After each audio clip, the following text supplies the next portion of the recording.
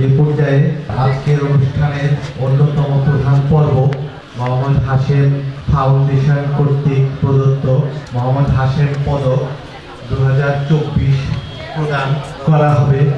নোয়াখালী তথা এই অঞ্চলের অন্যতম প্রধান বিদ্যাপীঠ নোয়াখালী বিজ্ঞান ও প্রযুক্তি বিশ্ববিদ্যালয়ের সম্মানিত উপাচার্য প্রফেসর ডক্টর মোহাম্মদ দিদারুল আলম এই পদকের জন্য মোহাম্মদ হাশেম জুরি বোর্ড মনোনীত হয়েছেন। আর স্যারকে সম্মানিত করব। এটা শুধু মোহাম্মদ হাশেম ফাউন্ডেশনের পক্ষ থেকে নয়, এটা নোয়াখালীবাসীর পক্ষ থেকে এই বড় বিদ্যাপীঠের সর্বোচ্চ ব্যক্তি, বাংলাদেশের সারা বাংলাদেশের যত বিশ্ববিদ্যালয় আছে তার মধ্যে নোয়াখালী বিজ্ঞান ও প্রযুক্তি বিশ্ববিদ্যালয় নানা দিক থেকে আলোচিত। এই আলোচিত বিশ্ববিদ্যালয়টির প্রধান ব্যক্তিকে সম্মানিত করতে পেরে আমরা আনন্দিত, নোয়াখালীবাসী আনন্দিত। এই পদকের মধ্য দিয়ে আমরা শুধু হাশেম ফাউন্ডেশন নয়, আমরা সবাই গর্বিত।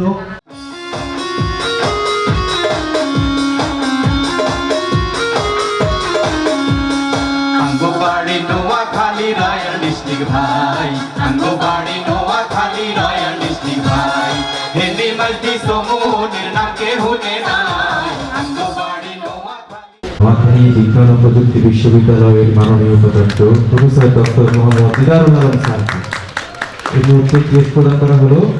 তারপর হাশেম সবাইদেরকে ভিডিও এবং ছবি নেওয়ার জন্য বিনীতভাবে অনুরোধ করছি। প্রদান করা হচ্ছে হাশেম পদক 2024 শিক্ষা ও গবেষণায় অসামান্য অবদানের জন্য প্রফেসর ডক্টর মোহাম্মদ দিদারুল আলম। অসামান্য অবদানের জন্য হাশেম পদক 2024 প্রদান করছেন নোয়াখালী জেলা পরিষদের সুযোগ্য চেয়ারম্যান জনাব আব্দুল ওয়াদুদ পিন্টু ভাই। বিসমিল্লাহির রহমানির রহিম।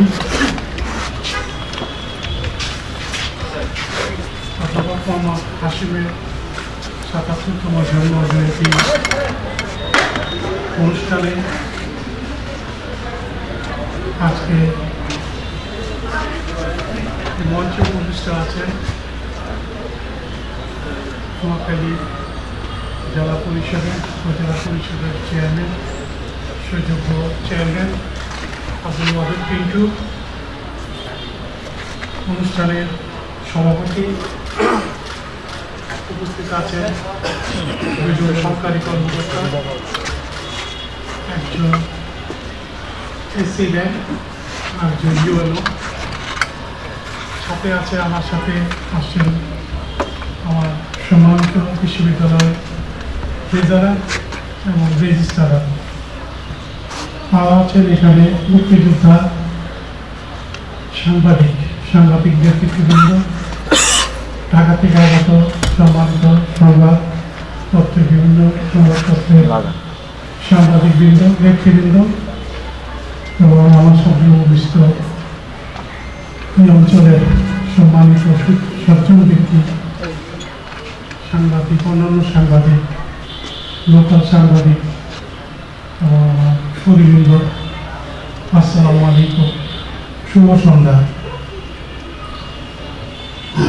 আমাকে আজকে যে সম্মাননা প্রদান করা হলো সেটা হচ্ছে আমার শিক্ষকতা এবং গবেষণা।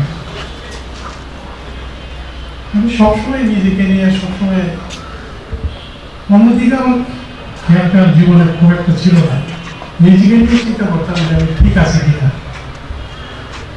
মানুষ হিসাবে, একজন মুসলমান হিসাবে আমি ঠিক আছি কিনা। এই জন্য আমার প্রত্যাশা, অভিযোগ আমার জীবনে খুবই কম, যার জন্য আমার ভিতরে অশান্তি, অতৃপ্তি এটাও কম। খুব সামনাসামনি বেশি চিন্তা করি না, দূরদৃষ্টিতে যতটুকু যায়, পৃথিবী ভেদ করেও যদি যায় সেটাও চিন্তা করি। আমার ঢাকা বিশ্ববিদ্যালয় হচ্ছে আমার তীর্থস্থান, শিক্ষা তীর্থস্থান, বুদ্ধি চর্চার একটা মহান পীঠস্থান বাংলাদেশের। সে বিশ্ববিদ্যালয়ে আমি ছাত্র, শিক্ষক হয়েও 42 বছর শিক্ষকতা করে আমি অবসর গ্রহণ করেছি। অবসরের ঠিক কিছু সময় আগে আমি আমার সরকার প্রধান, আমার সুযোগ্য নেত্রী, আমার রাষ্ট্রপতি আমাকে নোয়াখালী বিজ্ঞান প্রযুক্তি বিশ্ববিদ্যালয়ের উপাচার্য হিসাবে মনোনীত করেছে। আমি যখন নোয়াখালী বিশ্ববিদ্যালয়ে ঢুকি, এটা ছিল 2019 13 জুন। বিশ্ববিদ্যালয়ে ঢুকলাম 4টি খাতিরে। নোয়াখালীতে ঢুকলাম প্রথম। নোয়াখালী সম্বন্ধে জানতাম, শুনতাম, অনেক বন্ধু বান্ধব আছে আমার, দূর সম্পর্কে অনেক আত্মীয় আছে আমার।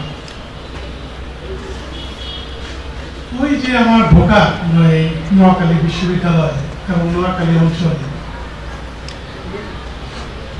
2 বছর নষ্ট হয়ে গেছে করোনার কারণে। অনেক কিছুই ব্যাহত হয়েছে, স্বাভাবিক কর্মকাণ্ড অনেক কিছু করার ছিল, অনেকেই করতে পারেনি, বিশ্বই করতে পারেনি, অনেকেই করতে পারেনি। প্রকৃত 2.5 বছর 4 বছরের আমার ছিল, সরকারের আমাকে নিয়োগ দিয়েছিল প্রথম পর্যায়ে। সেটা শেষ হয়েছে আমার 2023 সালে 12 জুন। তারপর 2 মাস আমি অবসরে ছিলাম। 63 দিনের মাথায় আমাকে সরকার আবার সেকেন্ড টাইম এই বিশ্ববিদ্যালয়ের উপাচার্য হিসেবে তৃতীয়বার নিয়োগ দান করেন। প্রথম এবং দ্বিতীয় মাত্র 6 মাস গিয়েছে। যদি তুলনা করি, এটাই বোধহয় মানুষের ভাগ্যের পরিহাস বা যেটি বলি, এটাই বোধ হয়। কারণ মানুষ যখন চাকরি করে বা কোনো কিছুই করতে যায়, যখন সে প্রথম দিকে তো ভুল ত্রুটি বুঝতে সময় নেওয়া, যখন শেষের দিকে যায় তখন সে বোধ হয় কিছু বুঝতে শিখে। তখনই কিন্তু মানুষের সবকিছুতে চলে যেতে হয়, সবকিছুতে দুনিয়া থেকেও চলে যেতে হয়। তখন মনে হয় যারা বলেছেন, যারা অনুভব করেন, যারা মনতাত্ত্বিকবিদ, ধর্মীয় যারা স্কলার, পণ্ডিত, তারা বলে যে যখন মানুষ জানতে শুরু করে তখন তার প্রস্থানের সময় হয়ে যায়। প্রায় ঘটে এটা, আমাদের সবখানে এই জিনিসটা ঘটে, কিন্তু আমরা মূল্যায়ন করি অন্যভাবে।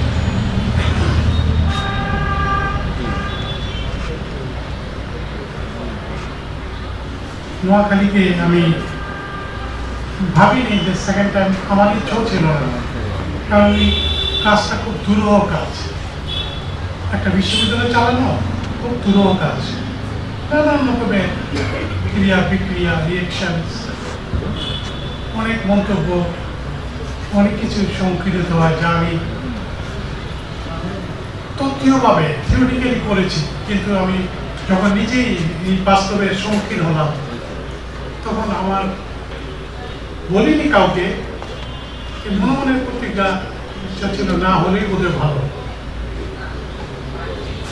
আমার একজন কলিগস, উনি আরেকটা বিশ্ববিদ্যালয়ে ভিসি ছিল, আমাকে চিনে, ছাত্র অবস্থায় চিনে, শিক্ষক হিসাবে চিনে। ওনার সাথে যখন আমার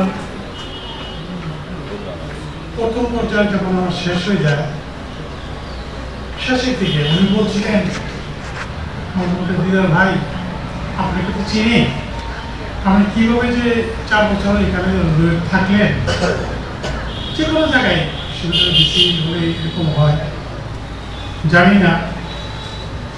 আপনাকে অনেক ভালো করে চিনি আমরা। তো আপনার যদি সেকেন্ড টাইম হয়, সেকেন্ড টাইম যদি হয় খুশি হব, আমি খুব খুশি হব। না হলে সবচেয়ে বেশি খুশি হব আমি। এটা কিরকম কথা হলো, এরকমই মানুষের জীবন কিন্তু এরকমই, যার যার চিন্তা চোখের দৃষ্টিতে আমরা এক একভাবে দেখি। তবে একটা জিনিস যেটা আমি বুঝলাম আমার শিক্ষকতার জীবনে, আমার যাই কিছু অর্জন, আমি ছিলাম বিশ্ববিদ্যালয়ে কোনো ফাঁকিবাজি টিচার হবে, মানে কম্পিটিয়েন্ট টিচার্স যাকে বলে আর কি। কোনোদিন কোনো ফাঁকি ঝুঁকি নাই, 42টা বছর মনে হয় না কোনোদিন ক্লাস কোনো বলি না, বলতে নাই এগুলা। তারপরও কেন যেন মনে হতো অপূর্ণ।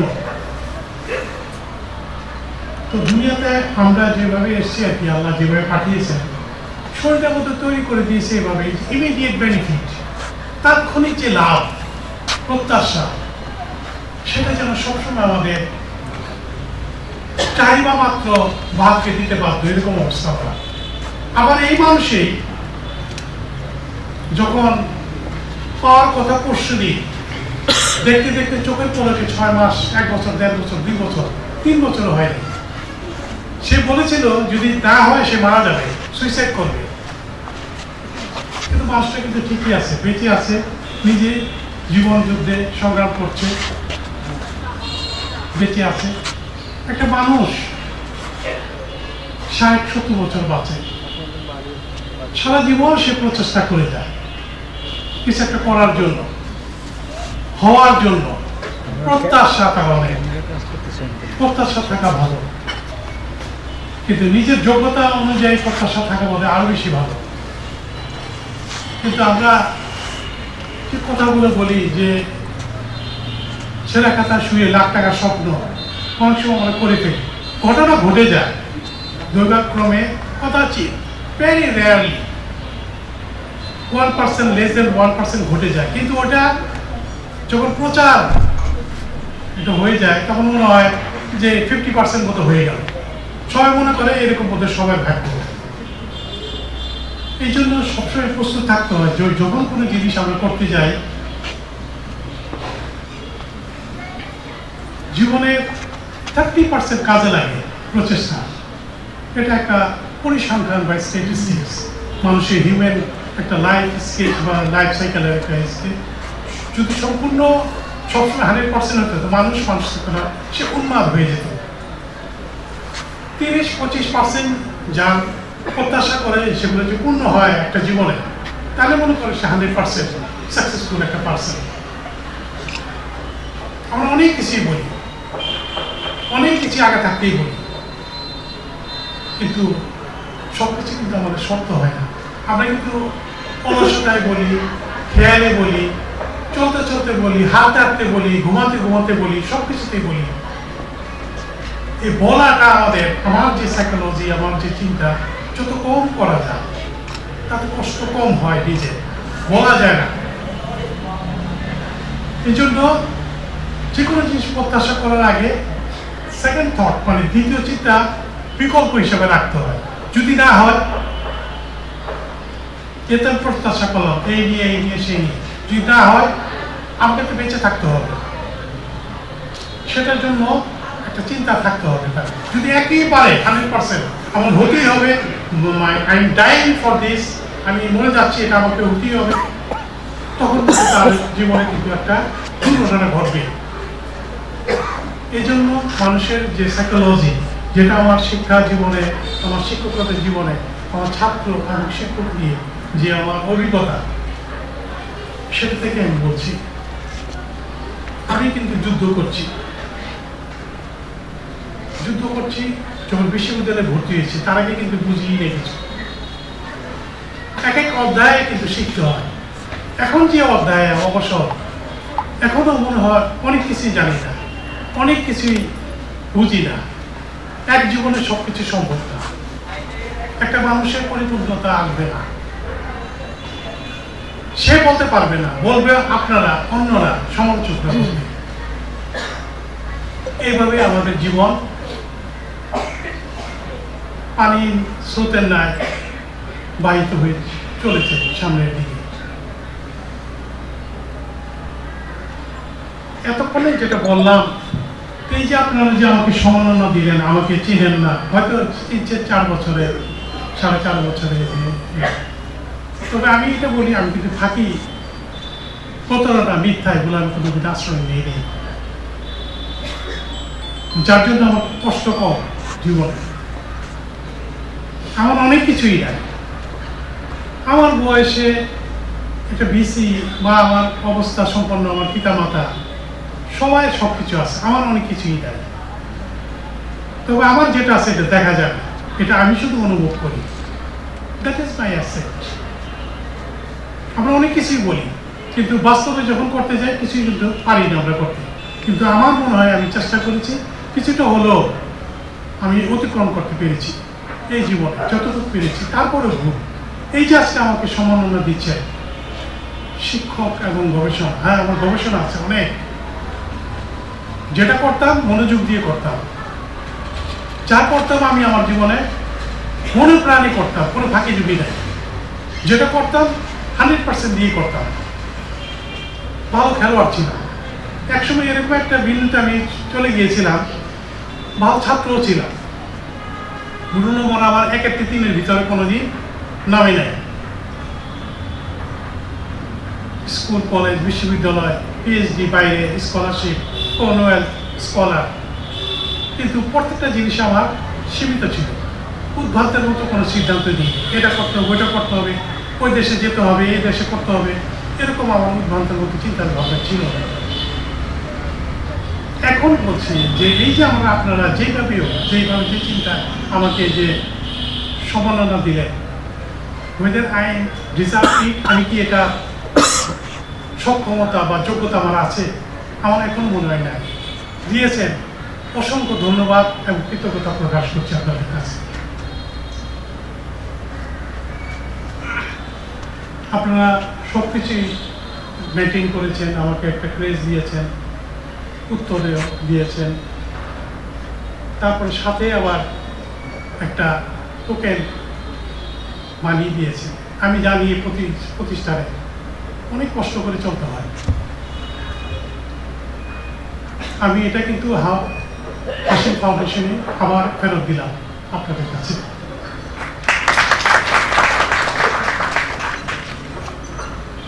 আমার পূর্বতন বক্তারা বলে গেছেন যে মানুষজন কম হয়, মানুষজন কম হয়।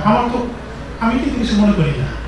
আমরা নিজেরাই বলি ভালো জিনিস কম হয়, গুণগত মান যে সমস্ত জিনিস দাম বেশি হয়, ডিমান্ড বেশি থাকে, কিন্তু ক্রয় করার ক্ষমতা নেই, মানুষ কম হয়। তা আমরা এটা বুঝি, তারপর আবার বুঝি, আবার সমালোচনা করি, মানুষ হলো না। আমরা এরকম দেশের মানুষ যেখানে আপনার রাষ্ট্রপ্রধান, এমপি, সবার কথা বলছি না ঢালাওভাবে, ম্যাক্সিমামই আমরা প্রত্যাশা করি। এরকম ঘটনা গিয়েছে এক সময় যে উনি এমপি, উনি স্টেজে উঠেছেন, উনি মানুষের দিকে তাকাচ্ছেন না, খালি ফুলের দিকে তাকাচ্ছেন। মালা উনি গড়ে দেখলো, ওই মাত্র 53টা মালা পেয়েছেন। উনি বললেন আমি 60টার দাম দিয়েছি, 60টা কোথায়? তো উনি কি এই ফুলের জন্য, উনি প্রচারের জন্য, প্রশংসা পাওয়ার জন্য মানুষ ঠিক করে রেখেছেন, না উনি জনগণের প্রতিনিধি, জনগণের কাজ করবেন? এগুলো আর বলতে চাই না, এগুলো অন্য জিনিস। বলতে গেলে আবার নিজের চিন্তা করতে হবে যে আমি ঠিক আছি কিনা, আরেকজনের সমালোচনা করছি, আমি নিজে ঠিক আছি কিনা। প্রমাণবিহীন মানুষের বিরুদ্ধে আমরা সারাক্ষণ নিন্দা, পরচর্চা, কত কিছু করছি আমরা। আবার যখন মনটাকে নরম হয়, কেউ মারা যায়, ইমোশনালের পরে কবরস্থানে গিয়ে বারবারে যায়, আবার 30-40 দিন পরে আবার ওখান থেকে চলে এসে আবার আগের জায়গায় চলে যায়। এটাও ঠিক। অব্যাহত কোনো জিনিস যদি চলতে থাকে মানুষ বাঁচবে না, মানুষ পাগল হয়ে যাবে। কিন্তু এর ভিতরে শিক্ষণীয় হচ্ছে নিজেকে নিয়ন্ত্রণ করা, আনন্দিত হয়ে উৎফুল্ল হয়ে লাফালাফি সমর্থন করে আসল জীবন। হাশেম সাহেব নিঃসন্দেহে একজন ভালো মানুষ ছিলেন, নিরহংকারী ছিলেন। উনি প্রশংসার জন্য চিন্তা করতেন না। ওনার যে গান, ওনার যে লোকাল যে ইন্ডিজেনাস এখানকার যে সম্পদ, এই গান উনি নিজে রচনা করেছেন, নিজে সুর দিয়েছেন, অনেক কিছু করতে পারতেন। আজকাল তো দেখেন তো আপনারা, আমরা সব খবর রাখি, ফুইশন গানকে ওয়েস্টার্ন মিউজিকের সাথে মিশালে সে গান অন্যরকম হয়ে যায়। কিছুদিন লাফালাফি করবেন, ফেসবুকে লক্ষ লক্ষ আপনি পাবেন, লাইক পাইবেন, অনেক কিছু পাবেন, কিন্তু আবেদন খুব কম, বেশি দিন থাকবে না। আমরা এখনো মান্না দেহের মতো গান ভুলি নাই। সেই কবিতা গোল্ডেন এজ, স্বর্ণযুগে সেই সুর, সেই ইনস্ট্রুমেন্ট, অল্প কয়েকটা ইনস্ট্রুমেন্ট দিয়ে গান গিয়েছেন। আর এখন কত কিছু, গলা একদিকে, মিউজিক আরেকদিকে, চমৎকার গায়ক হয়ে যাচ্ছে। সবকিছুই সম্ভব এখন। আমি তো আপনি দাঁড়ায় থাকবেন, মিউজিক আপনাকে সাহায্য করবো কম্পিউটার থেকে, ওই গান ঠিকই ওইরকম সুর সবকিছুই পাবেন। আগে নিজের গলার যে ধার, যে শক্তি, সেটা দিয়ে গান গীত, এখন তো আর প্রয়োজন হয় না, আর্টিফিশিয়ালি আপনাকে এগিয়ে নিয়ে যাবে। হাসিম সাহেব ওরকম ছিলেন। উনি সব ওনার চিন্তা ছিল, যা মনে হয়। উনি তো ক্রিয়েটিভ, উনি সৃষ্টিশীল মানুষ ছিলেন। উনি অনেক কিছু করতে পারতেন। উনি প্রচার বিমুখ ছিলেন, এটাও বোঝা যায় না, জীবন থেকে বোঝা যায়।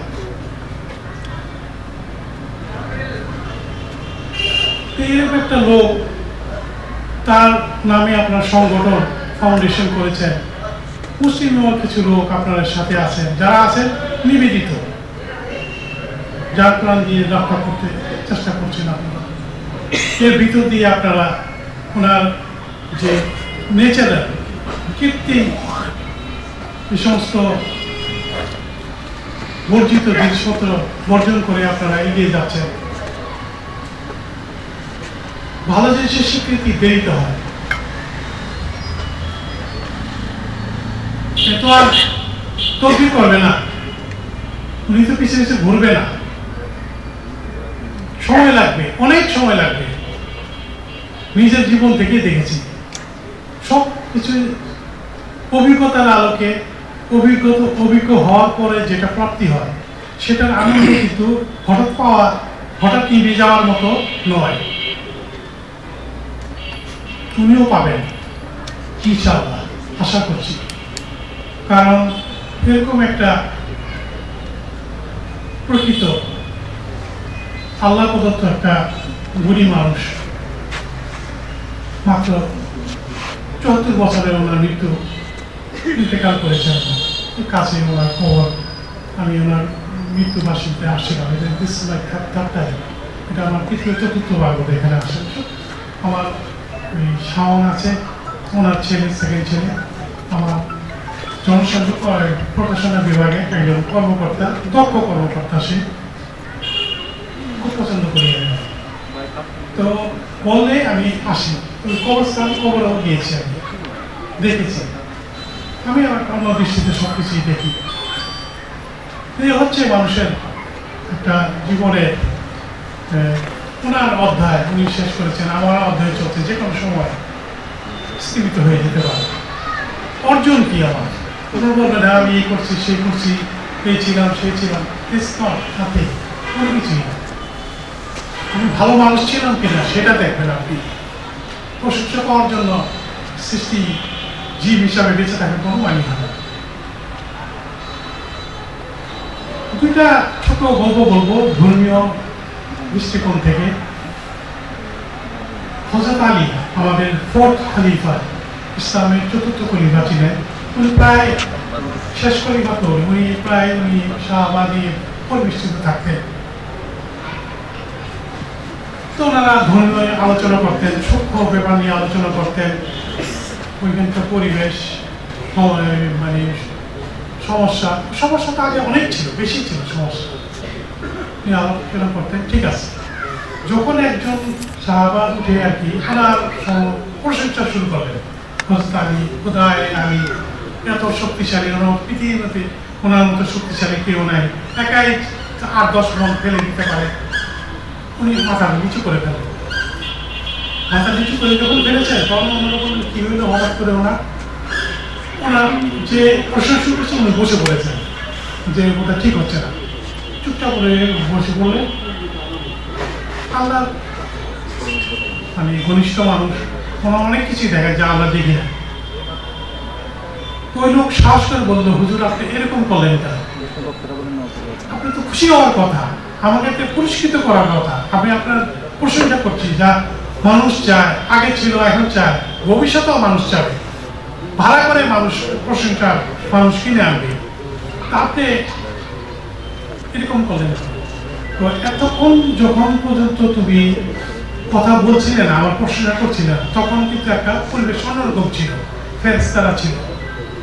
যখন তুমি আমার প্রশংসা শুরু করেছ, তারা এখানে প্রস্থান করেছে, তারা নাই। এটা একটা ছোট্ট গল্প। আরেকটা হচ্ছে হযরত মুহাম্মদ সাল্লাল্লাহু আলাইহি ওয়াসাল্লাম, আমাদের যে প্রিয় নবী, যার কারণে আমরা মুসলমান, যে ধর্মের আমরা অনুসারী হয়েছি। ওনার বন্ধু বান্ধব ছিল, ওনার শত্রু ছিল, এত ভালো মানুষ, সবাই মুখে বলে দিত উনি অত্যন্ত ভালো মানুষ, কিন্তু শত্রুতা করেছে। ওনার যে চিন্তা ভাবনা, ধর্মীয় চিন্তা ভাবনা, তাদের সাথে কন্ট্রাডিক্ট করতে, এই জন্য তাকে লাইক করতে হবে। তো শত্রুতা আপনারা আমরা জানি যে ওনার এক বুড়ি, তার যখন যে পথ দিয়ে চলাচল করতো কাটা দেওয়া রাখতো, অনেকে পাথর দিয়ে ঢিলা দিত, মাথা কেটে যেত, পায়ে দিয়ে রক্ত পড়তো। উনি কিন্তু কিছু মনে করতো না, কোনো কমপ্লেন করতো না কার কাছে। তো বুড়ি আসতে পারেনি অনেকদিন, উনি দেখলো যে কাটা নাই, আমি তো অক্ষত অবস্থায় হেঁটে যাচ্ছি মসজিদে। উনি নিজেই গেলেন বুড়ি বাড়ি খবর নিতে যে বুড়ি কি হয়েছে। বললো যে আপনি কি হয়েছে, আপনি তো দেখা যায় না, আপনি আমাকে লজ্জা দিচ্ছেন, আমি তো আপনার সাথে অন্যায় করতে করতে অসুস্থ হয়ে গেছি, আপনি যদি আমাকে দোয়া না করেন তাহলে সুস্থ হবে না। তো বলেন কি আপনি? নিশ্চয়ই আমি আল্লাহর কাছে দোয়া করবো, আল্লাহ যেন আপনাকে সুস্থ করে দেয়। ওই বুড়ি তারপর থেকে মুসলমান হয়ে যায়। তারপরে ওনার বন্ধু বান্ধব যারা ছিল মাঝে মাঝে ওনার সাথে ঠাট্টা মশকরা করতেন। আমার কিন্তু এই গল্প বা যাই কিছু আছে এগুলো কিন্তু সবাই যেভাবে হুজুরা যেভাবে ওই রকম না, কিন্তু আপনার ওনার সাহাবা ছিল, অনেকে একটু দুষ্টমানি করতো, হালকা মশকরা করতো, ওই প্রায় ফুল দিয়ে ঢিলা দিত, গোলাপ ফুল, মৌলমী গোলাপ ফুল ঢিলা দিত। তো মনে করতো উনি খুশি হবেন, ফুল মানে গোলাপ ফুল। তারপরে দেখা গেল একদিন যে ফুলের ছুঁড়ে মারাতে উনি বসে পড়েছেন, বসে পড়ে হাত নাড়তেছেন। তারপর দেখে ওনার ফুলের সাথে যে কাটা আছে সেটা সেই স্বাভাবিক খেয়াল করে নেই। ফুল তো সুন্দর, ফুলের সাথে কাটা আছে, সুন্দরের সাথে কাটা আছে, সে কাটা তার লেগেছে, একটুখানি কেটেছে। তো উনি ওটাতে আহত হয়েছেন, কষ্ট পেয়েছেন, তো প্রকাশ করেছেন। তারপরে জিজ্ঞেস করুন, হুজুর কিছু বুঝলাম না তো, আপনি এরকম করলেন কেন? আপনাকে রক্ত আপনার পথ পায়ে দিয়ে ঝরঝর করে, পাথর দিয়ে আপনাকে ঢিলা মারতো, মাথা অনেক সময় ফেটে যেত, ওদের রক্ত পড়তো, আপনি কিছু মনে করতেন না। আপনার কি আল্লাহ আমাকে পাঠিয়েছে আপনাদের কাছে, আল্লাহ আমাকে স্পেশাল জ্ঞান দিয়ে পাঠিয়েছে। যারা আমার সাথে এগুলো করেছে এটা তাদের কাজ, তারা আমার শত্রু, রিকগনাইজ, স্বীকৃত শত্রু, তারা করবে। এই জন্য আমি কিছু মনে করতাম না, তারা করবে, এই দুনিয়াতে এরকম করবে।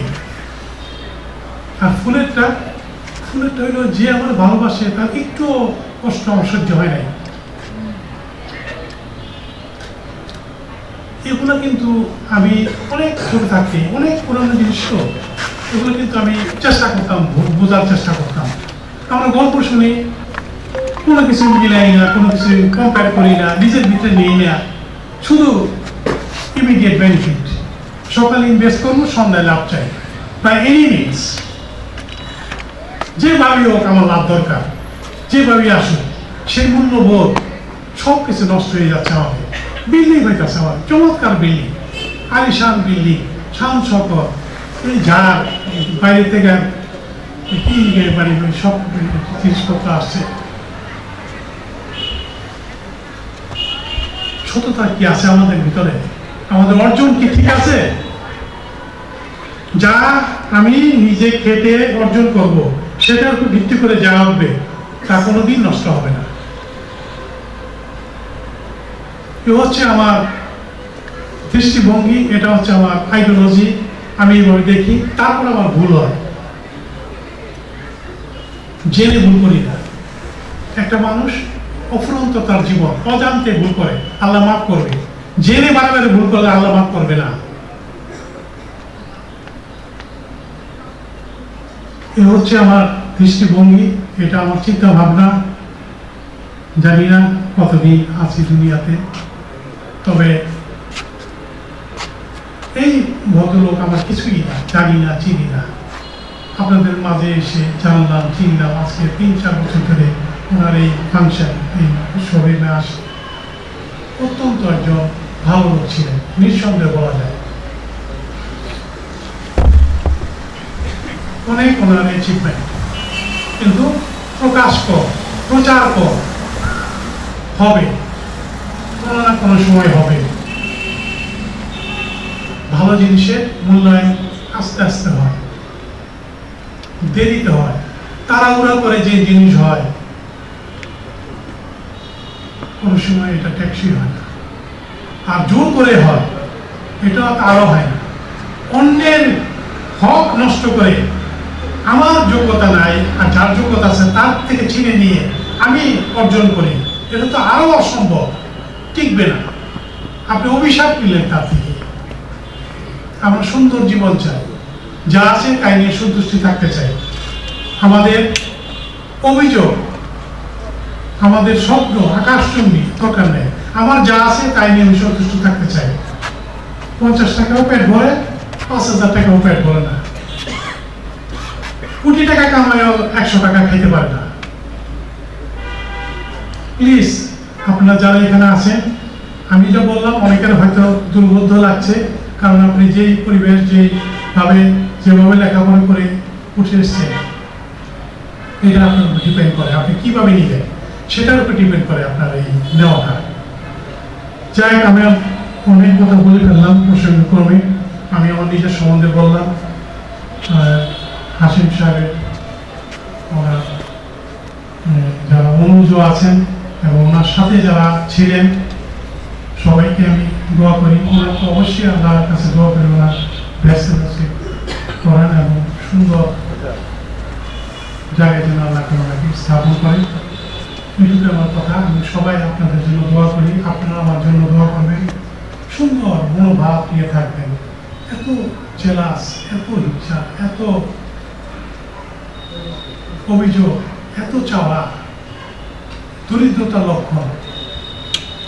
বলে যে বড় লোককে পৃথিবীতে যা চাওয়া কম সে সবচেয়ে বড় লোক। বলতে পারে যে স্যার কি বলে এগুলা, টাকা পয়সা নাই, বড় হয় কেন?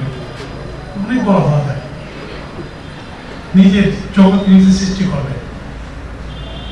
এটুকু আমার কথা। সবাইকে ধন্যবাদ। আল্লাহ ভালো রাখুক সবাইকে। আবার আমার শুভেচ্ছা জানিয়ে হাসিম সাহেবের প্রতি বিনম্র শ্রদ্ধা জানিয়ে আমার বক্তব্য শেষ করছি। জয় বাংলা, জয় বাংলা।